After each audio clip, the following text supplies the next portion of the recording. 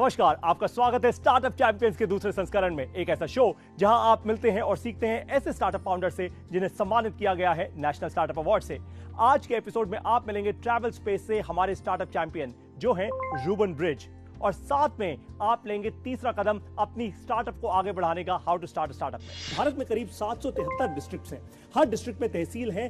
भारत की करीब 64.5% जनता जो हमारी जनसंख्या है वो रूरल यानी छोटे डिस्ट्रिक्ट्स और तहसीलों में बसी है। 138 करोड़ की आबादी के इस देश का 64.5% बहुत बड़ा यह नंबर होता है। अब जरा सोचिए, अगर इस आबादी को इंटरनेट और सप्लाई चेन के जरिए जोड़ दिया जाए तो शहरों में एक आधार कार्ड प्रिंट करवाना, उसको बनवाना बहुत ही आसान काम होता है, 5 मिनट लगते हैं और 2 रुपए। लेकिन गांव में आज भी प्रिंटर और इंटरनेट घर से बहुत दूर होता है। यही काम करने के लिए, इसी प्रॉब्लम को, इसी समस्या का समाधान करने के लिए और सॉल्व करने के लिए आज हमारे startup champions Rurban Bridge private limited हैं हमारे साथ।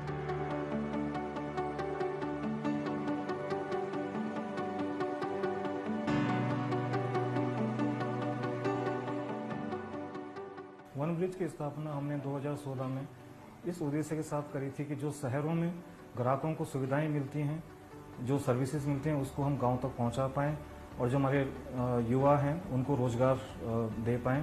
हम डिजिटल पेमेंट्स को इनकरेज करते हैं, जो कि हमारा विजन है कि हम कैशलेस इकोनॉमी को सपोर्ट करें और जो भी प्रोडक्ट्स हमारे शहरों में जो इजीली अवेलेबल हैं उनको हम गांव तक पहुंचा पाएं। यही हमारा मेन उद्देश्य है इस कंपनी को शुरू करने का। हमारे जो 10,000 से ज़्यादा उद्यमी भाई हैं जो गांव में हमारे साथ काम करते हैं, हमारे वन ब्रिज एडवाइजर ऐप के थ्रू काम करते हैं, जो हमने खुद अपने कंपनी में बनाया है। इसके थ्रू रिचार्ज और डीटीएच जैसे ट्रांजैक्शन किए जा सकते हैं और इसमें से पैसा भी निकाला जा सकता है। अगर गांव में किसी गांव में बैंक नहीं है तो ये हमारे उद्यमी के पास आकर पैसा निकाल सकते हैं और इनका जो अर्निंग है वो भी देख सकते हैं और प्रोडक्ट डिलीवरी का स्टेटस भी देख सकते हैं।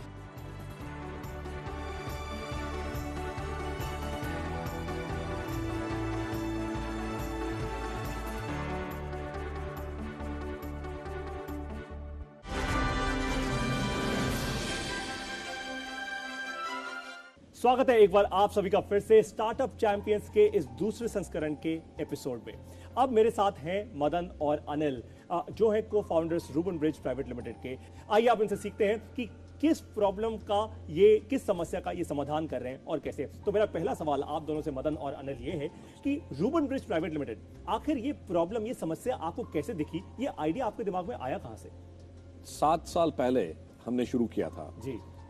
मेरा पहला स्टार्टअप जो मैं 2000 में किया था, उसका नाम है मेरिट्रैक जी।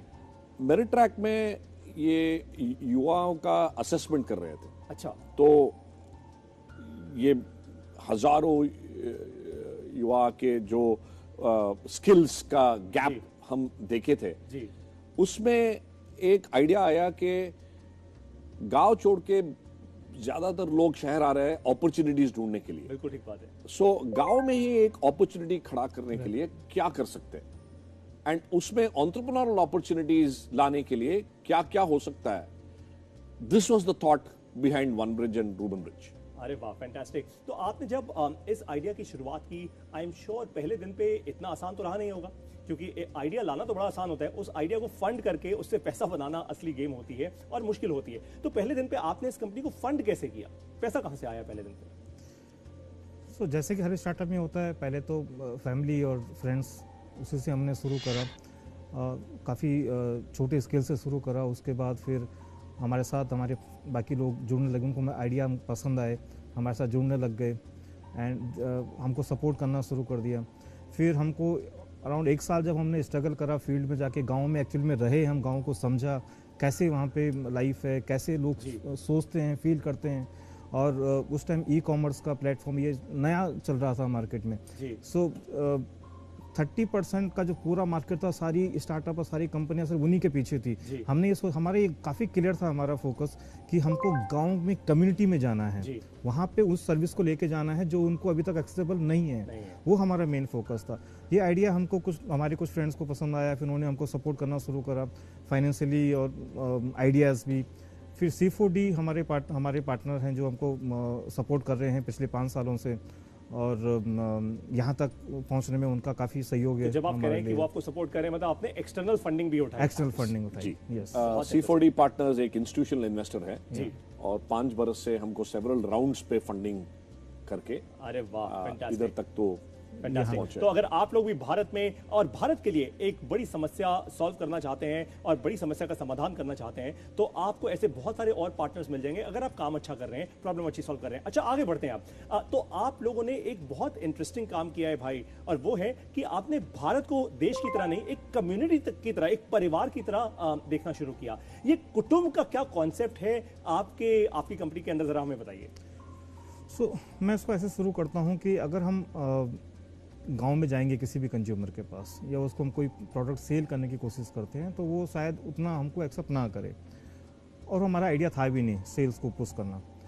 तो हमारा जो पूरा कॉन्सेप्ट है उसको कुटुंब की तरह ही हमने डेवलप करा है, और हमारा जो एंटायर प्रोसेस का जो नाम है वो भी कुटुंब है, परिवार। तो परिवार में मतलब लिटरली आप ऐसे कर रहे हैं कि आप भारत के घर घर में एक एंटरप्रेन्योर बना रहे हैं, घर घर एंटरप्रेन्योर है वो जब हम परिवार की बात करते हैं तो उसके लिए बहुत ज़्यादा इंपॉर्टेंट है कि ये ट्रस्टेड पर्सन हो उसी कम्युनिटी का, जिस पे विश्वास कर पाएं। ये बड़ी लर्निंग है आप सब लोगों के लिए। यहाँ पे इन्होंने कहा कि आप भारत देश में केवल तभी काम कर सकते हैं जब आप किसी ऐसे इंसान के साथ जुड़ें जिसपे कि ऑलरेडी वहां की जो कम्युनिटी है, वहां के लोग हैं, वो उस पर विश्वास करते हो। अब भाई उस पर विश्वास करेंगे तभी तो आगे काम बढ़ेगा, रिश्ते बनेंगे। ये बहुत इंटरेस्टिंग चीज आपने बताई। अनिल और मदन, ये भी बताइए कि जब कम्युनिटी आपकी बढ़नी शुरू हुई, आज आप लोग कहते हैं कि करीब 18,000 से ज्यादा एंटरप्रेन्योर आप बना चुके हैं भारत देश में। ये कौन है ये लोग? ये 18,000 लोग आपके साथ करते क्या है?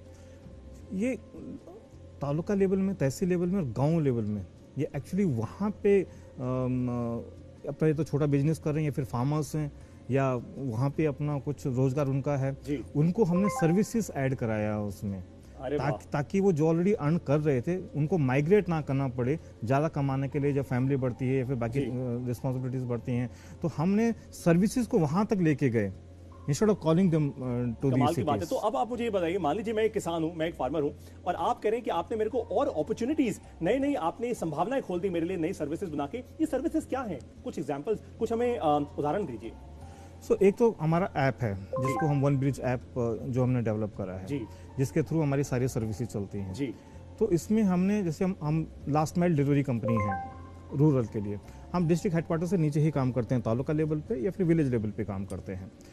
जब हम कनेक्टिविटी कर रहे हैं कंज्यूमर के साथ, उनकी डिमांड को भी समझ रहे हैं, उनकी डिमांड क्या है, फिर हम उस ब्रिज को गैप करने की कोशिश कर रहे हैं कि जहाँ पे हम सप्लाई को डिमांड के साथ फुलफिल कर पाएँ। और जब हम ये सारी सर्विसें कर रहे हैं, तो जो वहाँ के लोकल एंटरप्रेन्योर हैं उनको यूज़ कर रहे हैं इस सर्विस के लिए, तो उनको रोजगार मिल रहा है, उनको अपॉर्चुनिटीज मिल रही हैं, और कस्टमर को एक्सेस चॉइस एंड कन्वीनियंस मिल रहा है। 3 सर्विसेज है अभी जी। एक कस्टमर को एक एक्सपीरियंस दिखाना, वो ऐप पे दिखा सकते हैं या टेक्नोलॉजी के माध्यम से दिखा सकते हैं। सेकेंडली डिजिटल पेमेंट्स, वो कैश इकोनॉमी है ज्यादातर। हाँ जी। So how do you convert that cash to digital? UPI payments कैसे करना, mobile recharges, direct money transfers, and lastly last mile delivery, और डिस्ट्रिक्ट से उन विलेज तक प्रोडक्ट्स को कैसे पहुंचा सकते हैं। तो मतलब विलेज में रह के, गांव में रह के, अगर किसी ने मान लीजिए टीवी ऑर्डर करा लिया या लैपटॉप ऑर्डर करा लिया ऑनलाइन, तो आप लोग एक्चुअली उसको डिलीवर करते हैं? यस, हम उसको डिलीवरी करते हैं, उसको हेल्प करते हैं उसको इंस्टॉल करने में। अरे वाह। उसके बाद अगर जो प्रॉब्लम्स आती हैं, अगर आफ्टर सेल सर्विस, उसमें हम उनको सपोर्ट करते हैं। कमाल है। तो आपने उनके लिए इतनी सारी संभावनाएं एक्चुअली बना दी हैं अपने एंटरप्रेन्योर्स के लिए, और इसी कारण मुझे ऐसा लगता है कि आपके एंटरप्रेन्योर्स जो शायद महीने का पहले 1,500 या 1,500 2,000 रुपए कमा रहे थे, आज आपके साथ जुड़ के वो ज्यादा कमाई कर पा रहे हैं। बहुत। हमारा जो टॉप परफॉर्मिंग एंटरप्रेन्योर्स है वो 10,000 15,000 रुपए की महीने का कमाई हो रहा है। अरे वाह, फैंटास्टिक। लेकिन अब आप कुछ ऐसा जानने वाले हैं ब्रेक के बाद जो आपको आज तक पता ही नहीं। ये मैं आपसे वादा कर रहा हूं, आपको पता लगेगा कि कैसे भारत में सबसे पहला मेटावर्स बनाया जा रहा है रूबन ब्रिज प्राइवेट लिमिटेड के द्वारा। ये मेटावर्स क्या है, किस तरीके से आप हेडसेट पहन के एकदम भविष्य में उतर जाएंगे, सीधा अपने घर की 4 दीवारी में रहने के बावजूद। अगर आप इसके बारे में जानना चाहते हैं और जुड़ना चाहते हैं इस मेटावर्स से, तो ब्रेक के बाद दोबारा हमसे मिलिए स्टार्टअप चैंपियंस 2.0 के इस एपिसोड में। अब मैं आपसे मिलूंगा इस एक छोटी सी ब्रेक के बाद। स्वागत है आप सभी का एक बार फिर से स्टार्टअप चैंपियंस के इस दूसरे संस्करण के एपिसोड में। और अब जैसा मैंने आपको वादा किया था, आप जानेंगे भारत का और देखेंगे इनफैक्ट भारत का पहला मेटावर्स। मदन और अनिल, ये है भारत का पहला मेटावर्स का पहला डिवाइस। हमें बताइए और हमारे ऑडियंस को आज पहली बार एक्सपीरियंस कराइए कि एक्चुअली ये भारत का मेटावर्स दिखता कैसा है और होने क्या वाला है, जरा लोगों को समझाइए। ये मेटावर्स का आइडिया आया जब हम कस्टमर्स से बात करते थे जी। तो एक इनमें पहला चीज जो हम कर रहे हैं is an electric vehicle showroom.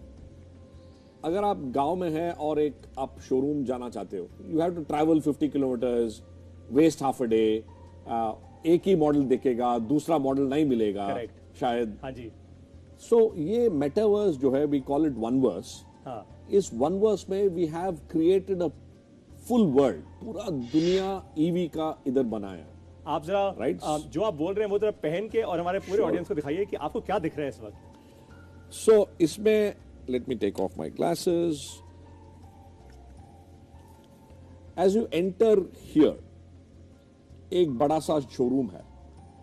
इनमें 10, 15, 20 इलेक्ट्रिक व्हीकल्स है। मैं एक ईवी के पास जा रहा हूं, वो ग्रीन कलर है। मैं एक क्लिक के साथ वो ग्रीन कलर को येलो कर रहा हूं, ब्लू कलर कर रहा हूं। एक स्क्रीन है जिनमें ये पूरा ईवी का स्पेक्स है, वो स्पेसिफिकेशंस देख रहा हूं। एक्सेसरीज का एक मिनी शोरूम है, हेलमेट्स, राइडिंग गियर वगैरह वगैरह, वो भी देख रहा हूं। और एक रोबो है जो पूछ रही है, asking me saying, do you want to buy something?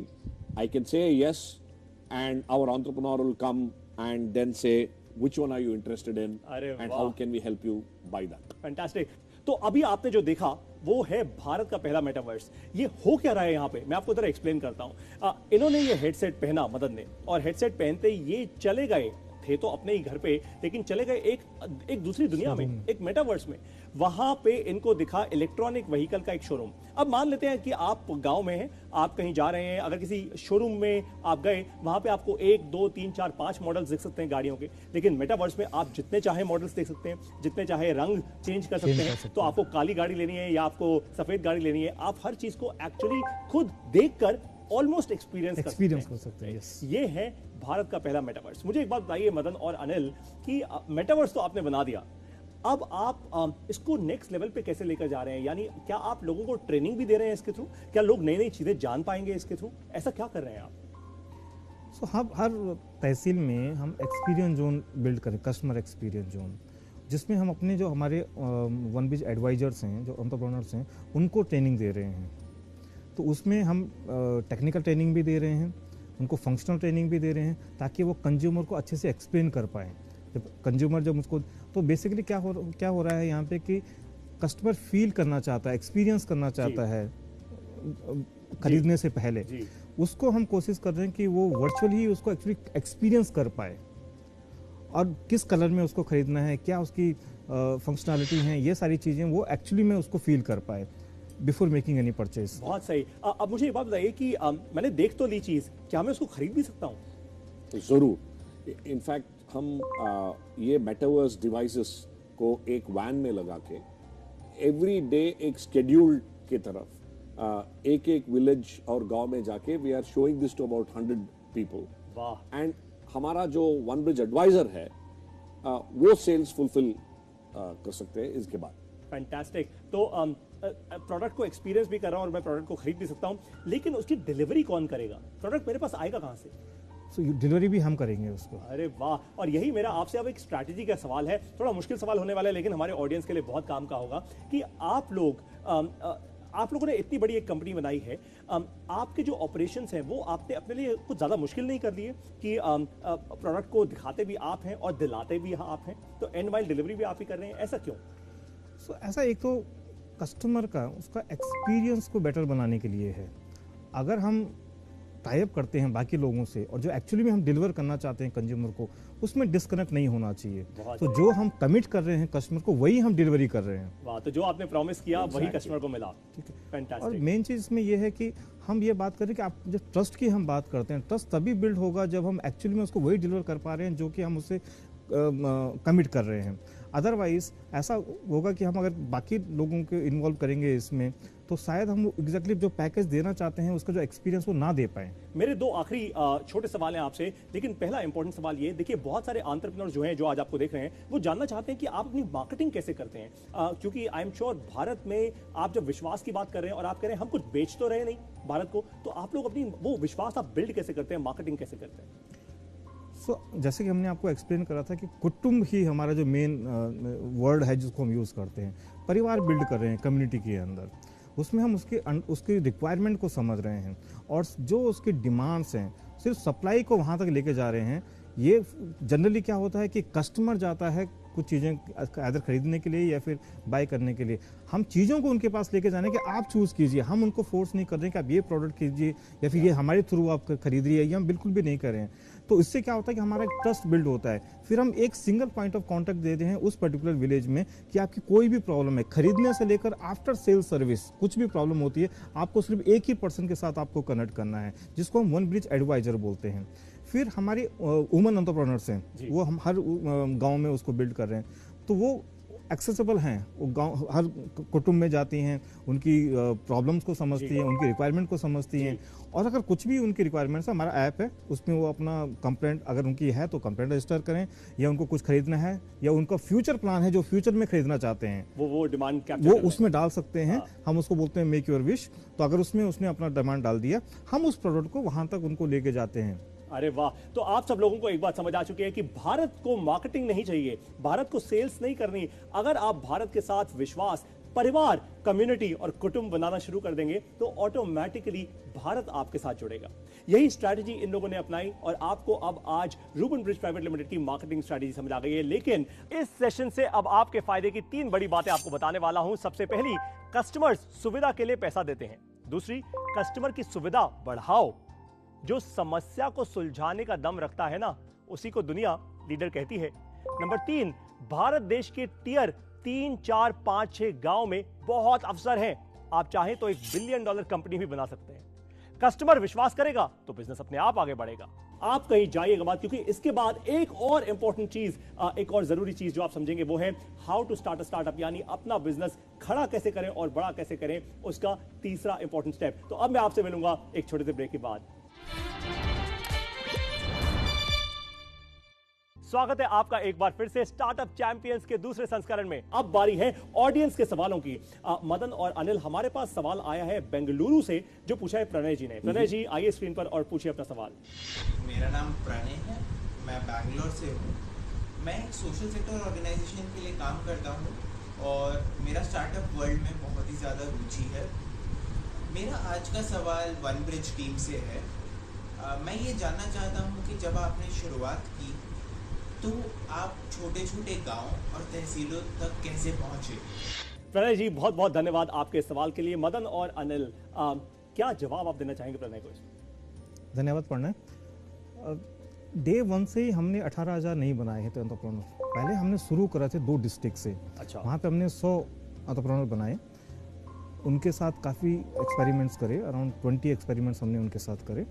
हमने समझा एक्चुअली में कि डिमांड क्या है, रिक्वायरमेंट्स क्या हैं, प्रॉब्लम्स क्या हैं और किस चीज़ में हम ज़्यादा फोकस कर सकते हैं उसको सॉल्व करने के लिए। एक चीज़ हमारे मन में काफ़ी क्लियर था कि हमको कम्युनिटी के साथ ही काम करना है, हमको अर्बन में कोई, ये हमारा काफ़ी क्लियर फोकस था। तो इसलिए हम फेलियर भी आते रहे बीच में, लेकिन हम उसमें कंटिन्यू करते रहे जी। तो 100 से फिर जब हमने उसको बढ़ाया, तब जाके फिर 500, फिर 1000, फिर आज हम 18,000 में हैं। तो वो 100 एंटरप्रेन्योर्स के साथ आप कब तक, कितने समय तक आप जुड़े रहे? ऑलमोस्ट 1 साल हमने उनके साथ काम करा। उसके बाकी प्रोजेक्ट्स भी हम वहाँ पे एक्सपेरिमेंट्स करते रहे उन्हीं के साथ, और जब हमको लगे कि हाँ ये प्रॉब्लम्स हैं रूरल की जिसमें हम काम कर सकते हैं, फिर हमने उसको स्केल अप करा। तो ये है आप सब लोगों के लिए सबसे बड़ी लर्निंग इस पूरे सेशन की। वो एंड प्रणय जी आपके सवाल के लिए बहुत बहुत धन्यवाद, क्योंकि यहां से निकली है लर्निंग कि इन्होंने भी जब शुरुआत की सीधा 18,000 एंटरप्रेन्योर नहीं बनाए, इन्होंने सबसे पहले 100 एंटरप्रेन्योर से शुरुआत की, उसके बाद पूरा 1 साल उनके साथ काम किया और फिर कहीं जाके आज आप कई सालों बाद आज आप 18,000 एंटरप्रेन्योर्स तक पहुंचे हैं। बहुत सारे एंटरप्रेन्योर्स यही गलती करते हैं, लेकिन आज अगर how to start a startup का तीसरा कदम आप अच्छे से समझ लेंगे तो आप अपने वेंचर में, आप अपनी स्टार्टअप में ये गलती नहीं करेंगे। अब बारी है ये समझने की कि बिजनेस खड़ा कैसे करें और बड़ा कैसे करें का तीसरा कदम, जिसका नाम है MVP यानी मिनिमम वायबल प्रोडक्ट या MVS यानी मिनिमम वायबल सर्विस। देखिए, आपके कस्टमर की बहुत सारी प्रॉब्लम्स हो सकती हैं। अब जैसे I am sure Madan ji और अनिल जी के जितने भी कस्टमर्स हैं गांव में, उनकी बड़ी सारी समस्याएं होंगी, उनको बड़ी सारी चीजें चाहिए होंगी, लेकिन आप अपने कस्टमर की सारी समस्याओं को इकट्ठा तो सॉल्व नहीं कर सकते, ये तो बात साफ है। आपको सबसे पहले कस्टमर की सबसे बड़ी प्रॉब्लम को पकड़ना होगा और उसका एक सॉल्यूशन बनाना होगा, जैसे इन्होंने किया। इन्होंने पहले 100 एंटरप्रेन्योर्स बनाए, वो 100 एंटरप्रेन्योर्स के साथ 1 साल तक काम किया और उसके बाद फिर जाके इस नंबर को बड़ा करना शुरू किया। इसको कहते हैं मिनिमम वायबल प्रोडक्ट बनाना। आप भी अपनी स्टार्टअप में सबसे पहले मिनिमम वायबल प्रोडक्ट बनाइए या सर्विस बनाइए, अपने कस्टमर की प्रॉब्लम को सॉल्व कीजिए, समस्याओं का समाधान कीजिए, कस्टमर से फीडबैक लीजिए जैसे कि आप लोगों ने लिया, और फाइनली फिर अपने बिजनेस को बड़ा करना शुरू कीजिए। अगर आप how to start a startup का ये तीसरा कदम इंप्लीमेंट करेंगे अपने बिजनेस में, अपनी स्टार्टअप में, आप डेफिनेटली फेल तो नहीं होंगे, ये तो बात पक्की है। हमारे साथ इस पूरे के पूरे एपिसोड में जुड़े रहने के लिए और मदन और अनिल के साथ ये सारी लर्निंग्स को अपने बिजनेस में इंप्लीमेंट करने के लिए आप लोगों का बहुत बहुत धन्यवाद। लेकिन एक बात ध्यान रखिए कि अगला एपिसोड इससे भी ज्यादा और एक्साइटिंग और लर्निंग से भरा होने वाला है, क्योंकि अगले एपिसोड में आप मिलेंगे फिनटेक इंडस्ट्री के धुरंधरों से, आप फिनटेक इंडस्ट्री के स्टार्टअप चैंपियन से मिलेंगे। फिनटेक इंडस्ट्री ने आज भारत देश को कम से कम 10 साल आगे कर दिया है। जो आज आप भारत देश में देख रहे हैं वो आज अमेरिका में भी एक्चुअली नहीं है। तो आप लोग एक बात का ध्यान रखिए, अगर मिस कर दिया अगला एपिसोड तो हो जाएगा बहुत बड़ा लॉस ना कीजिए। हमारे साथ जुड़िए स्टार्टअप चैंपियंस 2.0 में। अगर आप हमें फीडबैक देना चाहते हैं तो आप अपनी वीडियो बनाइए, उसको अपलोड कीजिए और भेजिए हमें इस दिए हुए ईमेल आईडी पे। स्टार्टअप चैंपियंस 2.0 के इस एपिसोड में हमारे साथ जुड़े रहने के लिए बहुत बहुत धन्यवाद।